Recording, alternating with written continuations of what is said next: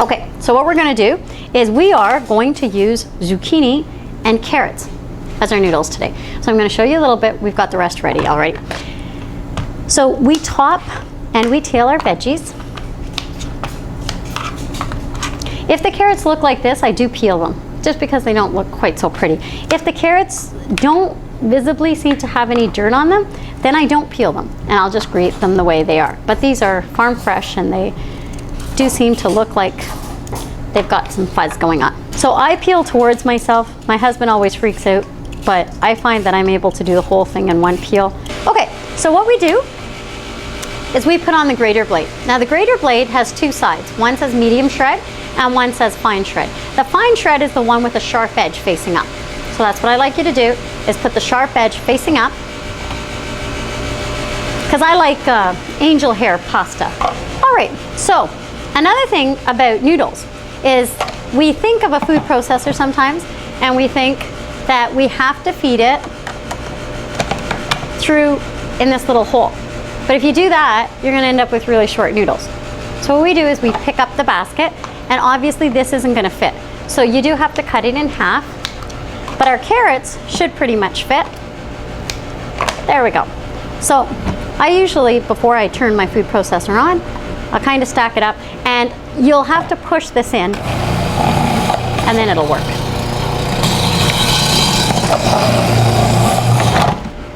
Yeah, we know.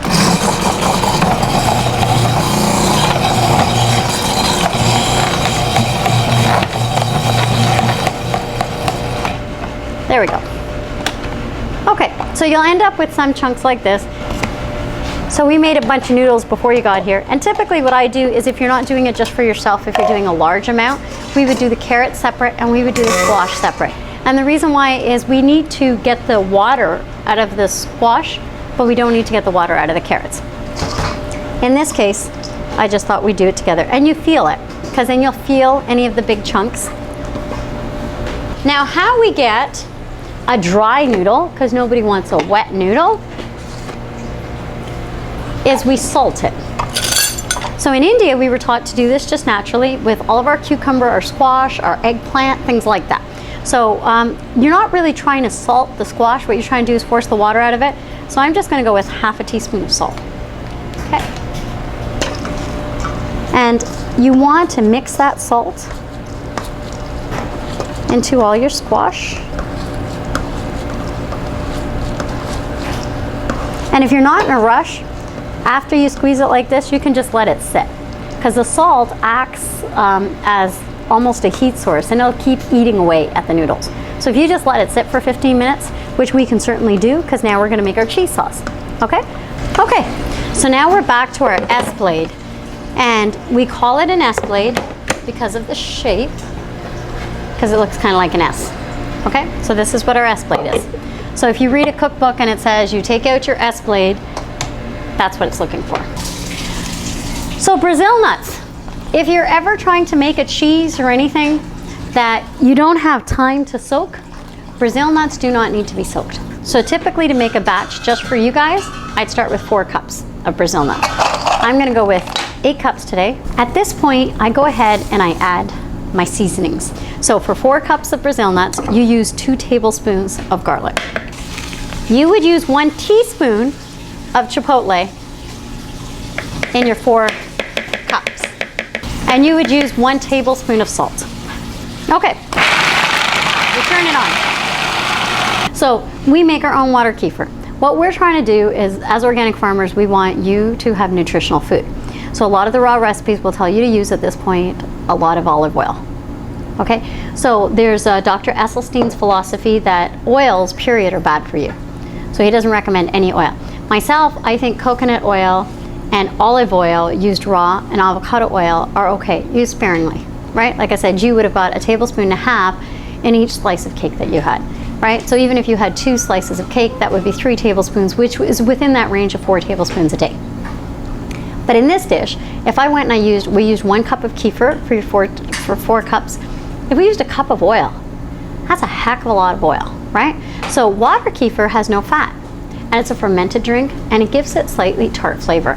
But how much kefir you use you'll know it's a no-brainer because you just look at your cheese.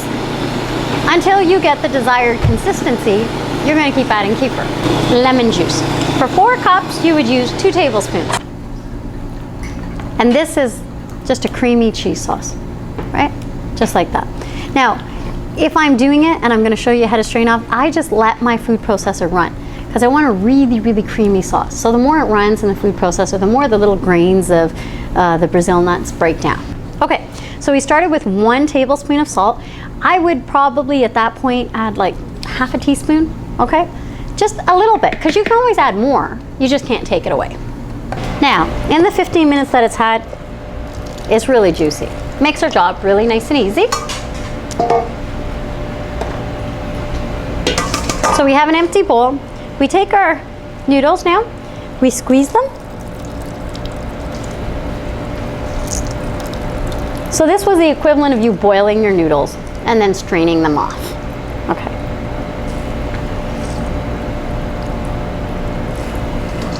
I like my noodles really, really dry, so I make sure I squeeze them really good. So we use 2 zucchinis and we use 3 carrots. And this would easily serve just 2 servings of pasta, right? So you're gonna eat a lot of vegetables, which is really nice, right? So we're going to use some of this. Now I like to make a little tower of my veggie noodles. I always think that it looks kind of artistic and so pretty. Okay.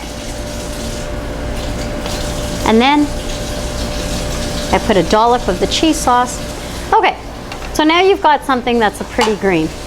And you just dust it on top. Because visually, doesn't that look so much prettier? So if you had an herb like basil, that would be a great thing to dust it with. And that is our pasta and cheese. Isn't that amazing?